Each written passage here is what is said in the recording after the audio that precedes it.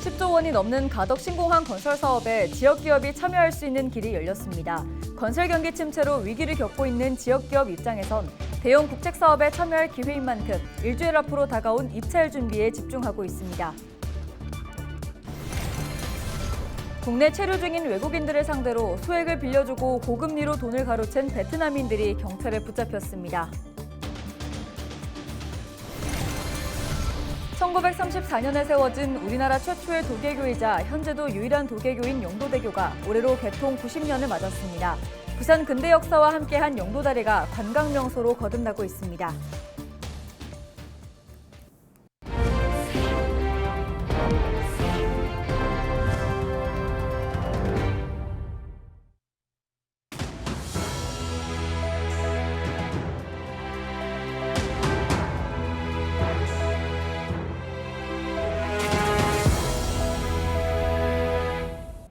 시청자 여러분 안녕하십니까? 헬로티비 부산 뉴스입니다.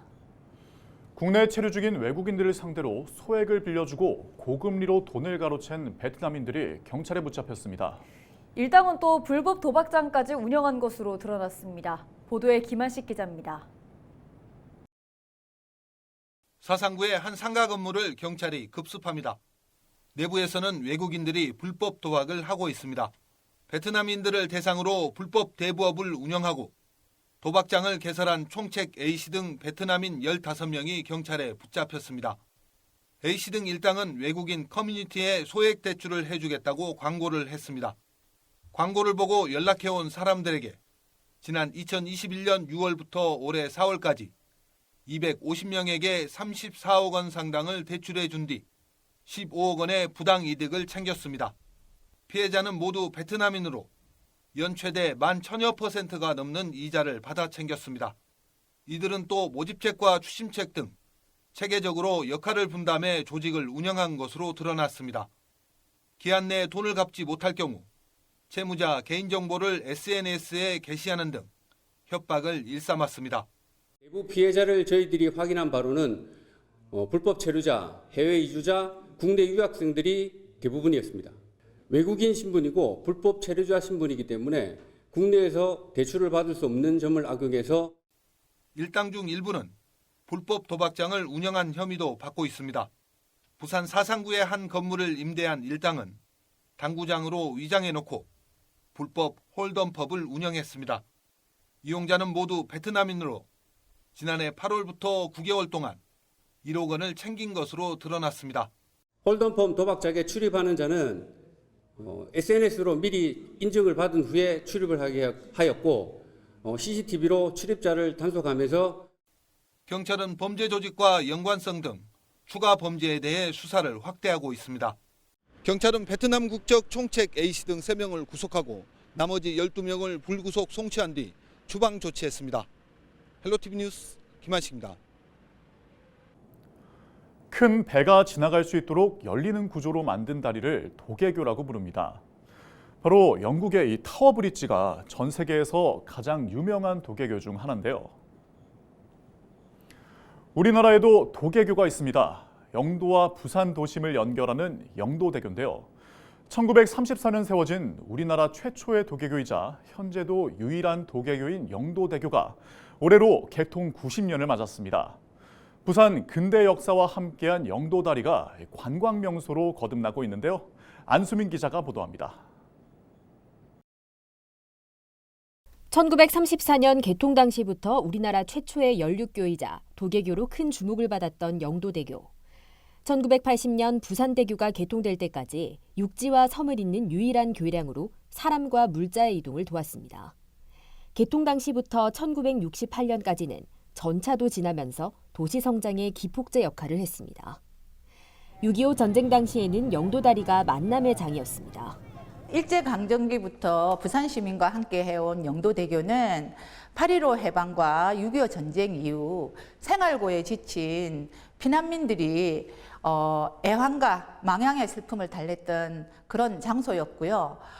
전쟁 당시에는 영도대교에 가면 찾지 못하는 친인척을 찾을 수 있을 거라는 그런 사람들로 북적이는 그런 이산가족 만남의 공간이었습니다.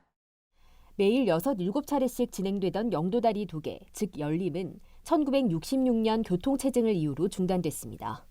하지만 근현대 역사를 담은 문화재적 가치를 인정받으면서 복원 확장 공사를 거쳐 2013년 도계 기능을 회복한 현재의 모습을 갖췄습니다. 지금은 배가 지나기 위한 원래의 도계 기능보다 관광객들에게 볼거리를 제공하기 위해 토요일 한 차례 다리를 올리고 있습니다. 단순한 교량의 기능을 넘어 이색적인 부산의 관광지로 주목받고 있는 영도대교. 부산 시티투어 버스나 관광 코스에 빠지지 않고 해마다 다리 이름을 내건 축제도 열립니다. 영도다리 축제의 변화 모색을 위해서 작년 50% 정도 삭감되었던 축제 예산이 올해 1회 추경에서 3,100만 원 증액이 되어 5억 원 규모의 예산으로 10월에 개최할 예정입니다. 영도다리 축제가 영도 대표 축제에서 부산의 대표 축제로 나아가기 위해 영도다리 상징 시그니처 프로그램을 지속하고 개통 90년, 한 세기 가까이 부산 시민과 함께한 영도대교가 제2의 전성시대를 맞고 있습니다. 헬로티비 뉴스 안수민입니다. 27일 새벽 4시 40분쯤 부산 동서고가도로 시외 방향 확장램프 인근을 달리던 트레일러가 중앙분리대를 충돌했습니다. 이 사고로 컨테이너가 도로에 떨어져 한때 동서고가도로 시외 방향 차량 운행이 전면 통제됐다가 해제됐습니다. 또 기름이 도로에 유출돼 방제 조치됐습니다. 경찰은 빗길에 미끄러져 사고가 난 것으로 보고 정확한 사고 경위를 조사하고 있습니다.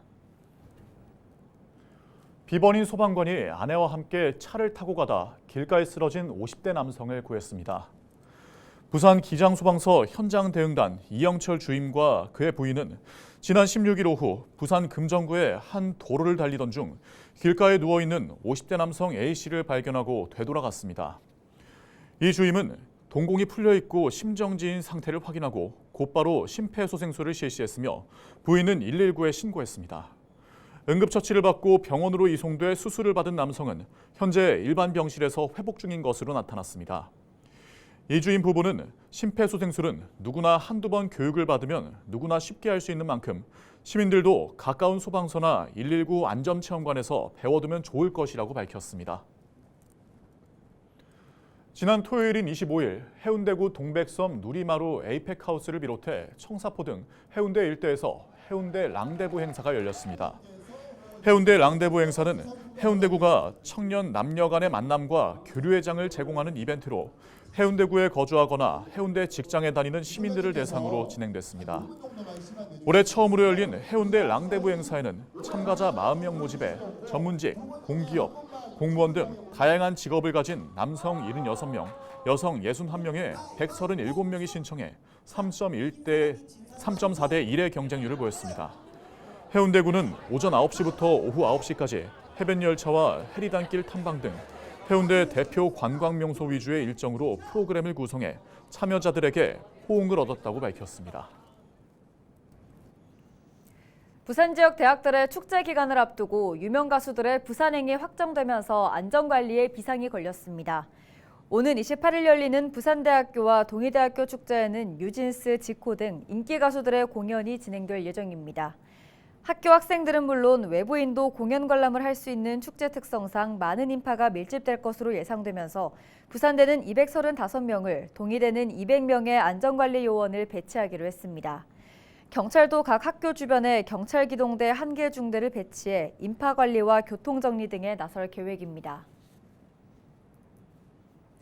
부산시가 부산발 장거리 국제선인 부산에서 자카르타와 부산에서 발리 2개 노선의 신규 운수권을 확보했다고 밝혔습니다. 부산에서 자카르타 노선은 에어부산 주 3회, 진에어 4회 등 모두 7회이며 부산에서 발리 노선은 에어부산이 주 4회 운행합니다. 부산시는 올해 안에 부산과 울산, 경남 지역민들이 인도네시아 직항 노선을 이용할 수 있도록 항공사와 취항 관련 협의에 속도를 내겠다고 밝혔습니다. 10조 원이 넘는 가덕 신공항 건설 사업에 지역 기업이 참여할 수 있는 길이 열렸습니다. 전체 시공 능력 평가액이 300억 이상인 지역 기업도 참여할 수 있기 때문인데요. 건설 경기 침체로 위기를 겪고 있는 지역 기업 입장에선 대형 국책 사업에 참여할 기회인 만큼 입찰 준비에 집중하고 있는 모습입니다. 차선영 기자의 보도입니다. 부산 중견 건설업체들의 줄도사 내 지역 건설업계의 위기감은 커졌습니다. 이런 위기감 속에 지역에선 가덕 신공항 건설사업 참여를 통한 위기 극복을 기대하고 있습니다. 건설사업의 지역기업 우대 기준까지 제정한 만큼 지역에선 입찰 준비에 집중하고 있는 모습입니다. 공항공사의 전체 시공 능력 평가액 7,500억 원 이상 업체만 참여할 수 있는 조건이 완화돼 300억 이상인 지역 기업이 참여할 수 있는 문이 열렸기 때문입니다. 부산 경남을 합쳐서 68개 업체가 지금 참여를 하는 조건이 되어 있습니다. 그러한 부분을 너무 또 소규모 업체가 참여를 하게 되면 또 거기에 대해서 따라가지 못하는 어떤 능력적인 부분도 있고 또 설계비라든지 이러한 이 선투자되는 부분도 많이 있기 때문에 그러한 조건을 맞는 업체들은 지금 선별을 하고 있는 중입니다. 국토부는 가덕 신공항 부지공사 입찰 개시일을 11월 14일까지로 공고했습니다. 입찰에 참여하기 위해선 6월 5일까지 신청서를 접수해 사전 심사 적격 판정을 받아야 합니다.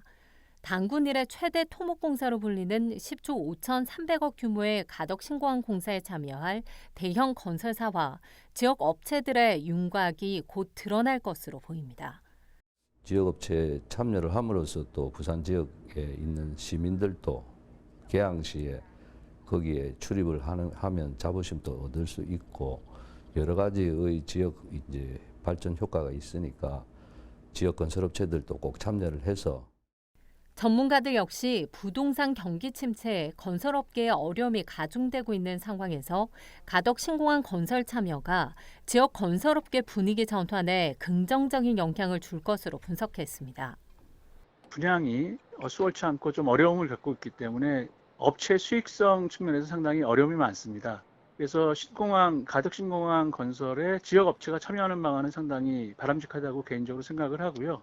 다만 업체가 공항을 건설하는데 어느 정도의 실적이나 아니면 견실한 기술을 갖고 있어야 되기 때문에 해상에 방파제를 설치하고 부지 조성 후 활주로를 설치하는 난도가 높은 공사가 될 가덕 신공항 건설 사업.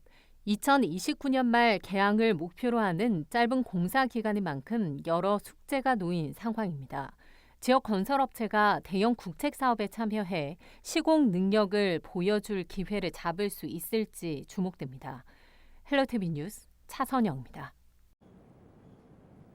해운대구가 24일부터 27일 해운대 해수욕장에서 열린 모래축제의 이색 즐길거리인 미디어 파사드 운영 기간을 이틀 연장해 29일까지 상영합니다. 미디어 파사드는 건물 외벽을 스크린으로 활용해 다양한 영상을 투사하는 것으로 높이 12m, 가로 세로 각 25m의 메인 작품을 스크린 삼아 상영하며 바티칸 미술관과 오르세 미술관 등을 배경으로 미켈란젤로의 명화 천지창조가 살아 움직이는 듯해 큰 인기를 끌었습니다. 해운대 모래축제는 27일 폐막하며 비너스의 탄생, 최후의 만찬, 미인도, 절규 등 고전에서부터 현대까지 다양한 세계 명화를 형상화한 20개 모래 작품은 6월 9일까지 전시됩니다. 양산 시립화장장 건립 사업이 본격화됐습니다. 양산시는 최근 입지 후보지 공모안이 확정됨에 따라 다음 달부터 3개월 동안 신청을 받는다고 밝혔습니다. 신청 부지는 10만여 제곱미터 규모로 화장로 6기와 증설용 2기가 들어설 수 있어야 하며 현장 실사와 타당성 용역 등을 거쳐 내년 하반기에 최종 선정될 예정입니다. 계획대로 절차가 진행되면 양산 시립화장장은 2027년 착공해 다음 해 준공됩니다.